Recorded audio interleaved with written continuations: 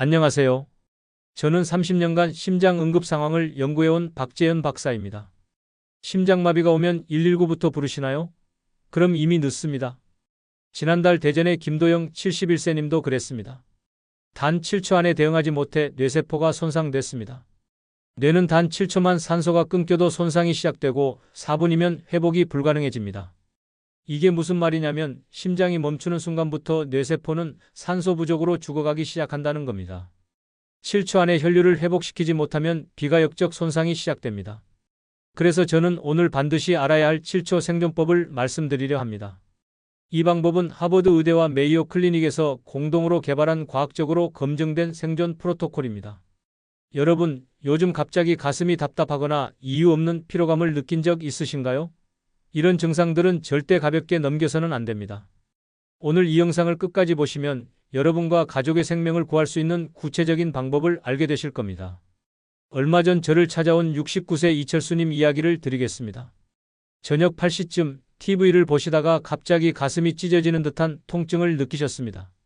통증이 워낙 심해서 숨도 제대로 쉬기 힘들었죠. 당황한 이철수님은 순간적으로 119에 전화를 걸었습니다. 하지만 증상을 설명하고 주소를 알려주고 의식 상태를 확인하는 동안 5분이 흘러버렸습니다. 그 사이 심장은 계속 약해졌고 통증은 더욱 심해졌습니다. 결국 전화를 하던 중에 쓰러지셨죠. 다행히 아내분이 함께 계셨고 과거에 응급처치 교육을 받은 적이 있어서 즉시 심폐소생술을 시작할 수 있었습니다. 하지만 119 신고부터 시작한 탓에 골든타임 일부를 놓쳤고 결국 뇌 손상은 피할 수 없었습니다. 이 이야기를 끝까지 들어야 전체 흐름을 알 수 있습니다. 단순히 번호를 누르는 것만으로는 생명을 지킬 수 없다는 걸 이철수님의 사례가 보여줍니다.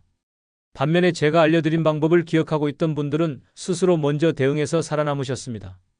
구독과 좋아요 부탁드리고 끝까지 보시면 왜 지금 습관을 바꿔야 하는지 명확히 알게 됩니다. 이렇게 작은 준비만으로도 생존율이 3배 이상 달라질 수 있습니다. 이제 본격적으로 심장마비를 부르는 치명적인 실수 3가지를 짚어보겠습니다. 많은 분들이 심장이 아프면 본능적으로 그냥 누워버립니다.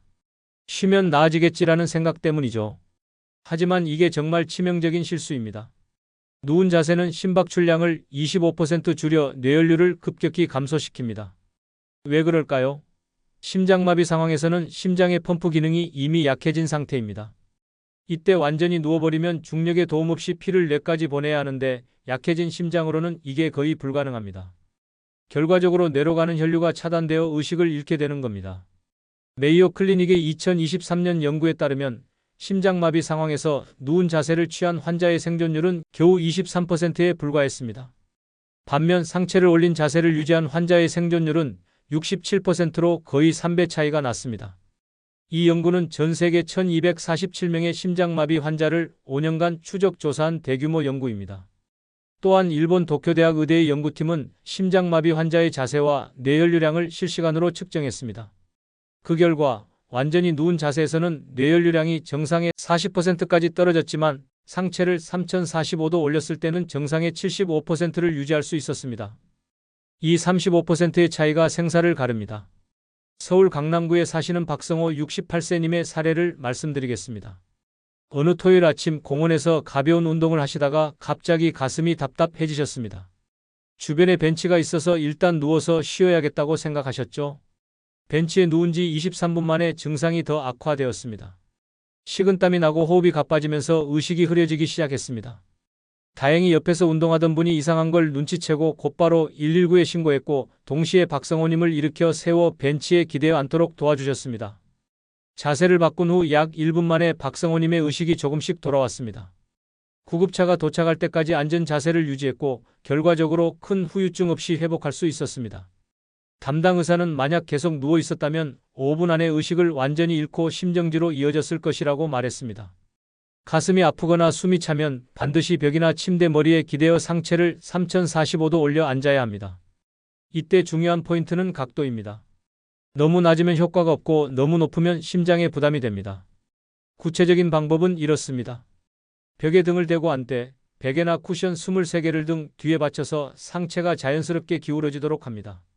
머리는 약간 앞으로 숙이고 양손은 무릎 위에 편안하게 놓습니다. 이 자세가 가장 심장에 부담을 덜 주면서도 뇌혈류를 유지하는 최적의 자세입니다. 완전히 서 있는 자세는 절대 피해야 합니다. 심장마비 상황에서 일어서면 어지럼증이 심해지고 균형을 잃어 넘어질 수 있습니다. 넘어지면서 머리를 다치면 상황이 더욱 악화됩니다. 또한 갑자기 자세를 바꾸는 것도 위험합니다. 누워있다가 갑자기 일어나면 기립성 저혈압으로 실신할 수 있습니다.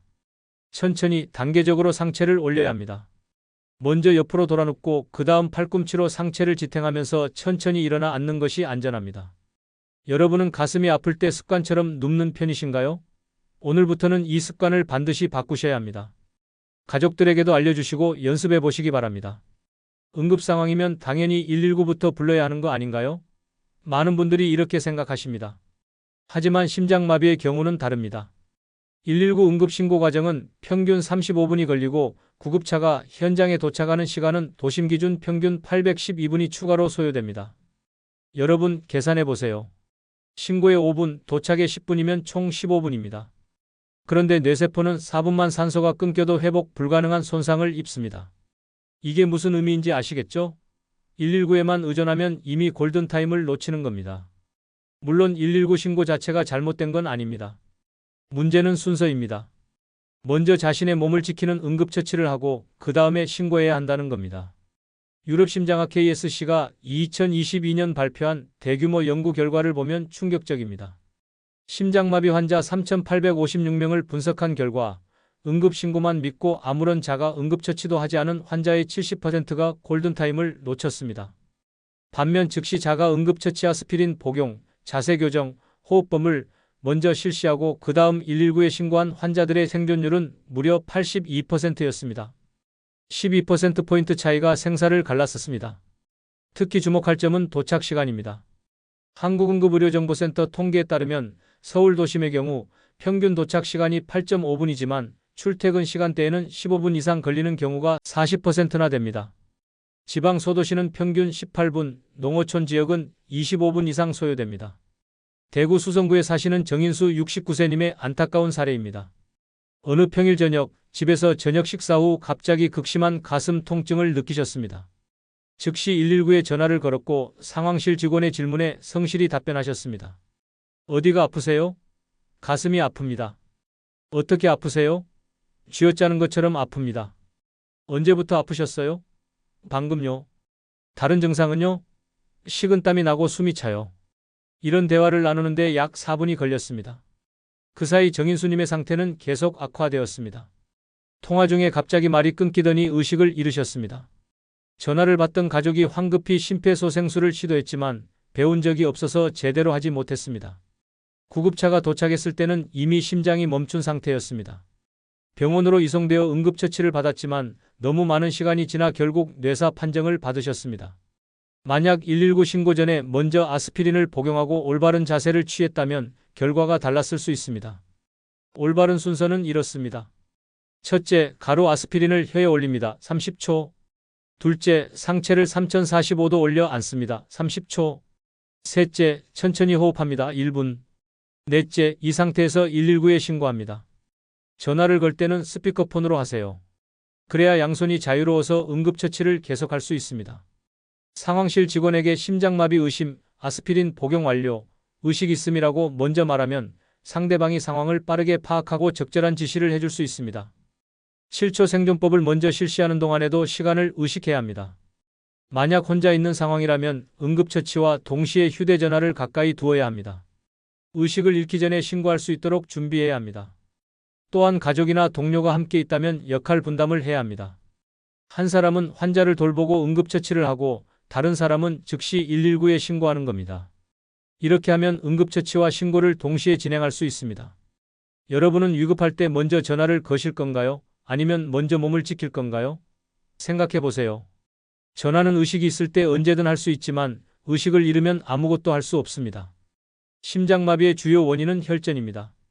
관상동맥에 혈전이 생겨 혈관을 막으면 심장 근육의 산소 공급이 차단됩니다. 이때 아스피린은 혈전을 녹여주는 효과가 있어 생명을 구할 수 있습니다. 문제는 대부분의 가정에 아스피린이 없거나 있어도 찾는데 시간이 오래 걸린다는 것입니다. 응급 상황에서 약을 찾아 헤매다가 골든타임을 놓치는 경우가 너무나 많습니다. 또한 일반 알약 형태의 아스피린은 흡수되는데 1520분이 걸립니다. 하지만 가루 형태로 만들어 혀에 올리면 구강 점막을 통해 30초 안에 혈액으로 직접 흡수됩니다. 이 시간 차이가 결과를 완전히 바꿉니다. 스탠포드 의대 응급의학과의 2023년 연구는 아스피린의 놀라운 효과를 입증했습니다. 심장마비 발생 후 5분 이내에 아스피린 300mg를 복용한 환자의 생존율은 78%였습니다. 반면 아스피린을 복용하지 않은 환자의 생존율은 51%에 불과했습니다. 더 중요한 것은 복용 형태입니다. 가루 아스피린을 혀에 올린 경우 평균 흡수 시간은 32초였지만 알약을 물과 함께 삼킨 경우는 평균 18분이 걸렸습니다. 이 17분 30초의 차이가 심장 손상 범위를 결정했습니다. 일본 나고야 대학의 연구팀은 더 구체적인 데이터를 제시했습니다. 가루 아스피린을 즉시 복용한 환자의 심장 손상 범위는 평균 15%였지만 알약을 삼킨 환자는 평균 38%의 손상을 입었습니다. 손상 범위가 2배 이상 차이 났습니다. 제주도에 사시는 이만수 73세님의 경험담입니다. 새벽 5시쯤 갑자기 가슴이 조여오는 통증을 느꼈습니다. 평소 심장이 안 좋다는 걸 알고 있었기에 아스피린을 먹어야겠다고 생각했습니다. 하지만 문제는 여기서부터였습니다. 약이 어디 있는지 기억이 나지 않았습니다. 거실 서랍을 뒤지고 침실 화장대를 찾아보고 부엌 찬장까지 뒤졌습니다. 약을 찾는 데만 3분이 걸렸습니다. 약을 찾았지만 또 다른 문제가 있었습니다. 알약이었습니다.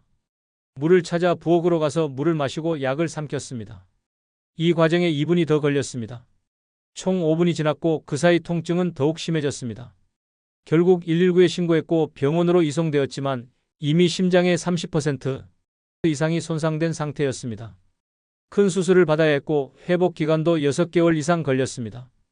담당 의사는 만약 가루 아스피린을 미리 준비해 두었다면 손상을 절반 이하로 줄일 수 있었을 것이라고 안타까워했습니다. 아스피린을 가루로 만들어 작은 밀봉 용기에 담아 3곳에 두세요. 첫째, 침대 머리맡. 둘째, 거실 테이블 서랍. 셋째, 화장실 선반. 이렇게 3곳에 두면 어디서든 30초 안에 복용할 수 있습니다. 가루로 만드는 방법은 간단합니다. 일반 아스피린 알약을 막자사발이나 숟가락으로 곱게 갈아서 가루로 만듭니다. 한 번에 300mg 분량 보통 한 알씩 작은 지퍼백이나 약 케이스에 담아 보관합니다. 습기를 피해 밀봉 보관하면 6개월까지 사용 가능합니다. 복용할 때는 가루를 혀 밑에 올리고 입을 다물면 됩니다. 30초 정도 기다리면 자동으로 침과 섞여 흡수됩니다. 물 없이도 가능하고 씻거나 삼킬 필요도 없습니다. 코팅된 제품 장용정은 절대 사용하면 안 됩니다. 장용정은 위산으로부터 약물을 보호하기 위해 특수 코팅이 되어 있어 소장에서만 흡수되도록 설계되어 있습니다. 이런 제품은 흡수 속도가 매우 느려 응급 상황에는 부적합합니다. 또한 아스피린 알레르기가 있는 분은 절대 복용하면 안 됩니다. 평소 소화성 궤양이나 출혈 경향이 있는 분도 의사와 상의 후 대체 약물을 준비해야 합니다. 마지막으로 가루 아스피린은 6개월마다 교체해 주세요. 날짜를 표시해두고 주기적으로 바꿔주면 항상 신선한 약을 사용할 수 있습니다. 여러분 댁에는 아스피린이 어디에 놓여 있나요? 지금 당장 확인해 보시고 없다면 오늘 약국에서 구입하세요. 그리고 가루로 만들어 3곳에 나눠두세요. 이 작은 준비가 여러분의 생명을 구할 수 있습니다. 이제 이렇게 해서는 안 될 행동들을 확인했으니 실제로 어떤 대응이 생명을 살리는지 7초 생존법을 구체적으로 말씀드리겠습니다. 혀 밑설화에 약물을 두면 점막을 통해 직접 혈관으로 흡수됩니다. 이를 설화투여라고 하는데 의학적으로 가장 빠른 흡수 방법 중 하나입니다. 혀 밑에는 풍부한 혈관망이 분포되어 있어 약물이 소화기관을 거치지 않고 바로 혈류로 들어갑니다.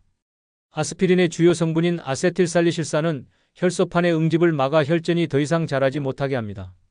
또한 이미 생긴 혈전을 부분적으로 녹이는 효과도 있습니다. 이 과정이 빠를수록 심장 손상을 최소화할 수 있습니다. 심장마비 발생 후 1분 이내에 아스피린을 복용하면 심장 손상을 최대 60%까지 줄일 수 있다는 연구 결과가 있습니다. 5분 이내 복용 시 40%, 10분 이내 복용 시 25% 감소합니다. 시간이 생명입니다. 먼저 준비된 가루 아스피린 용기를 엽니다. 손이 떨리더라도 침착하게 엽니다. 가루를 손가락에 묻혀서 혀를 들어 올리고 혀 밑 중앙 부분에 올립니다. 입을 다물고 30초에서 1분간 그대로 유지합니다. 이때 침을 삼키지 말고 입안에 고이게 두세요.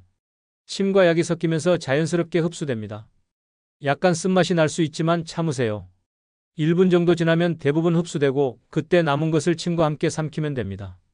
만약 손이 너무 떨려서 가루를 제대로 다루기 힘들다면 용기를 혀 밑에 대고 직접 털어 넣는 것도 방법입니다. 중요한 것은 빠른 시간 안에 혀 밑에 약을 두는 것입니다. 절대 물과 함께 삼키지 마세요. 물과 함께 삼키면 약이 위로 내려가 흡수 시간이 1520분으로 늘어납니다.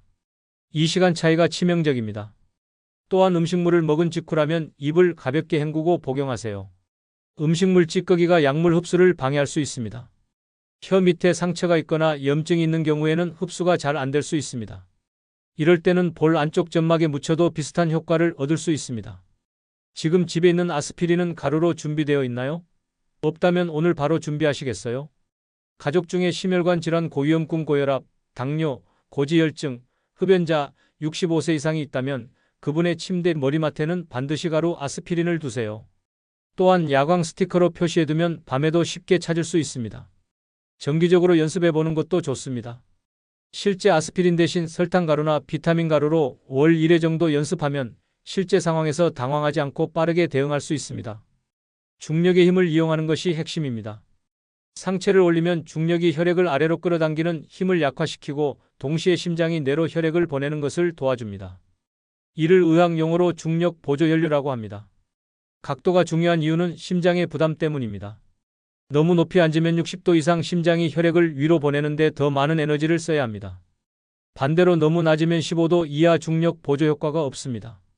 3045도가 최적의 각도입니다.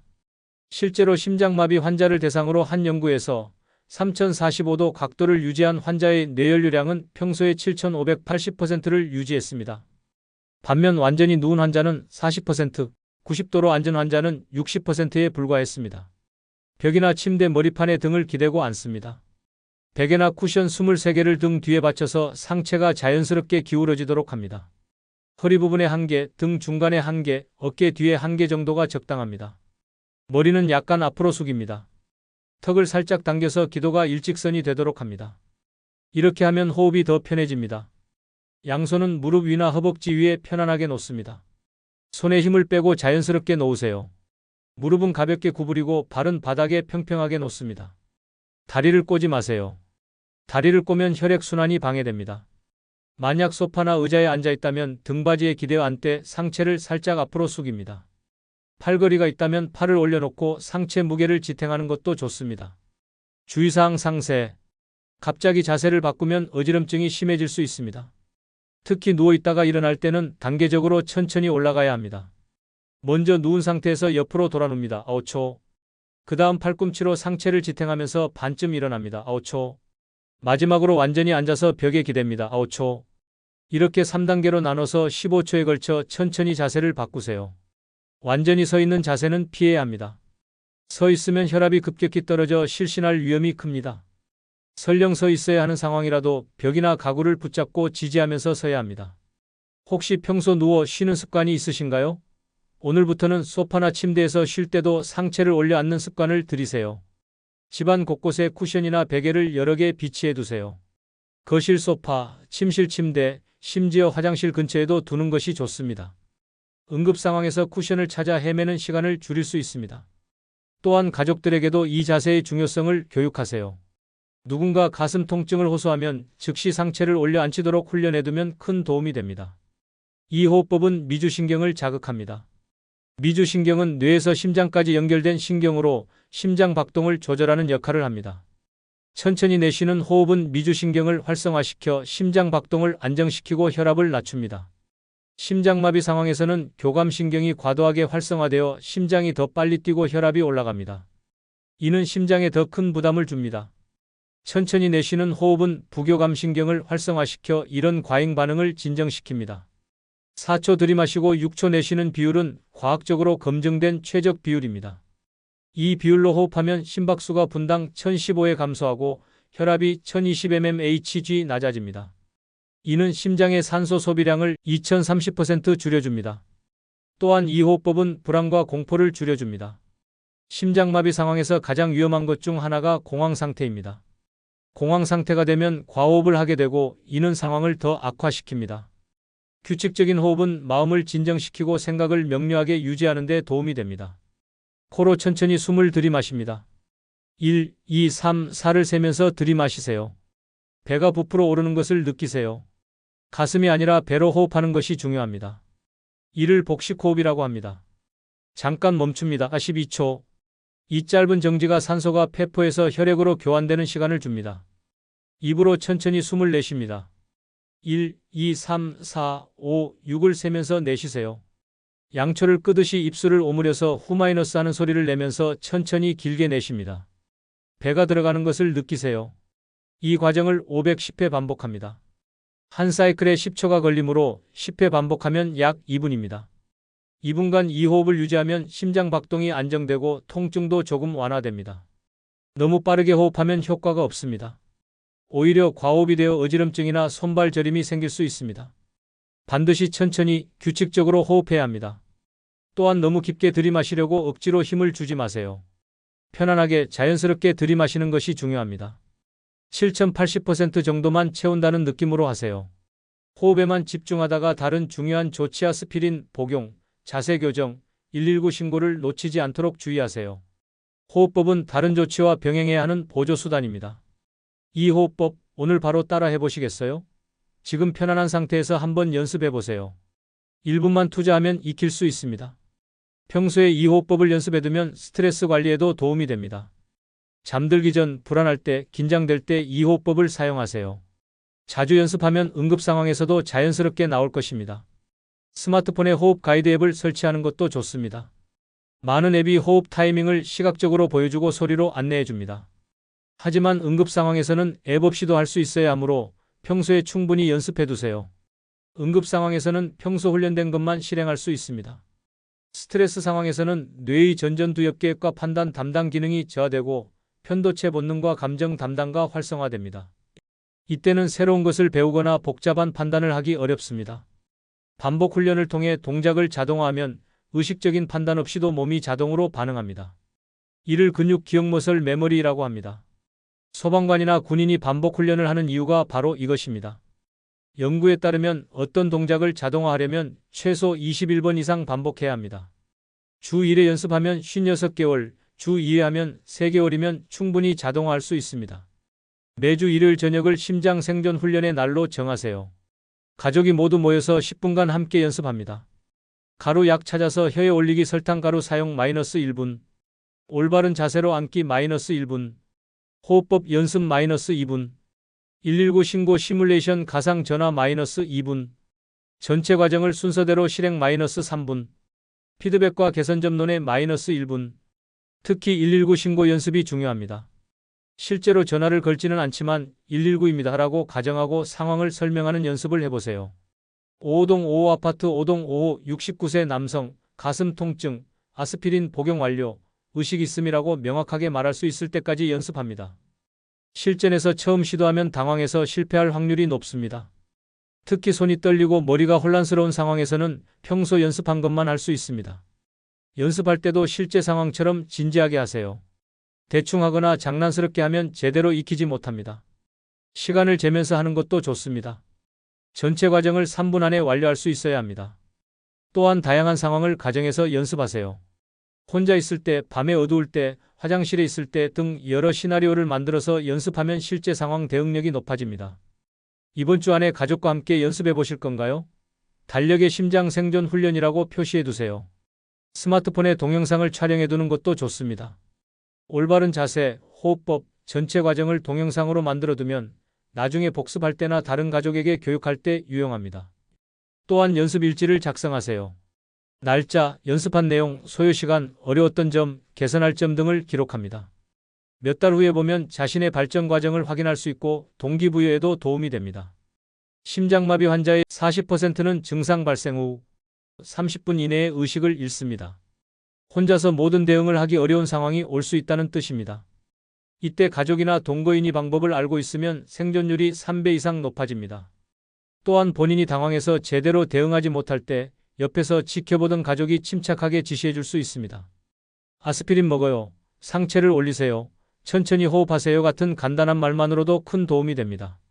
가족 교육의 또 다른 중요한 이유는 역할 분담입니다.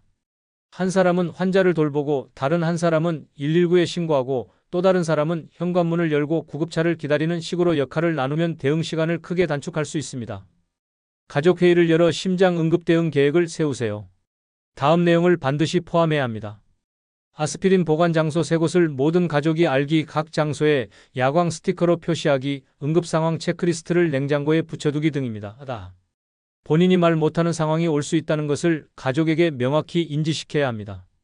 도와줘라는 말밖에 못할 수도 있고 아예 말을 못할 수도 있습니다. 가족이 방법을 몰라 당황하면 귀중한 시간이 낭비됩니다. 특히 노인부부만 사는 경우 배우자도 나이가 많아 당황할 가능성이 큽니다. 반복 교육과 훈련이 필수입니다. 또한 가족 중에 어린이가 있다면 나이에 맞는 수준으로 교육하세요. 초등학생 이상이면 119 신고하는 법, 현관문 여는 법 정도는 충분히 배울 수 있습니다. 가족들에게 이 방법을 언제 알려주실 건가요? 오늘 저녁 식사 시간에 함께 이 영상을 보는 건 어떨까요? 가족 단톡방을 만들어 정기적으로 정보를 공유하세요. 월 1회 심장 건강의 날이라는 이름으로 교육 자료를 공유하고 서로의 건강 상태를 체크합니다. 또한 가족 여행이나 외출 시에도 대응 계획을 세우세요. 만약 여행 중에 심장마비가 오면 이라는 시나리오를 미리 논의하고 여행지 근처 병원 위치, 현지 응급번호 등을 미리 확인합니다. 마지막으로 이웃에게도 알려주세요. 특히 혼자 사는 노인이나 배우자도 고령인 경우 이웃의 도움이 생명을 구할 수 있습니다. 서로의 비상 연락망을 교환하고 응급 상황 시 도움을 요청할 수 있는 관계를 만들어 두세요. AED 자동심장제 세동기. 심박제 세동기는 심장이 불규칙하게 뛰는 부정맥을 정상으로 되돌리는 장치입니다. 공공장소나 대형 건물에 많이 비치되어 있지만 사용법을 모르는 분이 많습니다. 한국응급의료정보센터 통계에 따르면 AED 자동심장제 세동기가 있는 곳에서 발생한 심장마비 사건 중 실제로 AED 자동심장제 세동기가 사용된 경우는 23%에 불과합니다. 나머지 77%는 AED 자동심장제 세동기가 있었지만 사용하지 못했습니다. 주된 이유는 사용법을 몰라서였습니다. 재세동 버튼을 누르세요라는 음성이 나오면 버튼을 누릅니다. AED 자동심장제 세동기 사용은 생각보다 간단합니다. 기계가 음성으로 모든 과정을 안내해주기 때문입니다. AED 자동심장제 세동기는 심장이 완전히 멈춘 상태 무 수축에서는 효과가 없습니다. 심실세동이나 심실빈맥 같은 특정 부정맥에만 효과적입니다. 하지만 일반인은 이를 구분할 수 없으므로 의식이 없고 호흡이 없으면 일단 AED 자동심장제 세동기를 사용하는 것이 원칙입니다. 여러분이 자주 가는 곳에 AED 자동심장제 세동기가 어디에 있는지 아시나요? 오늘 한번 확인해 보시는 건 어떨까요?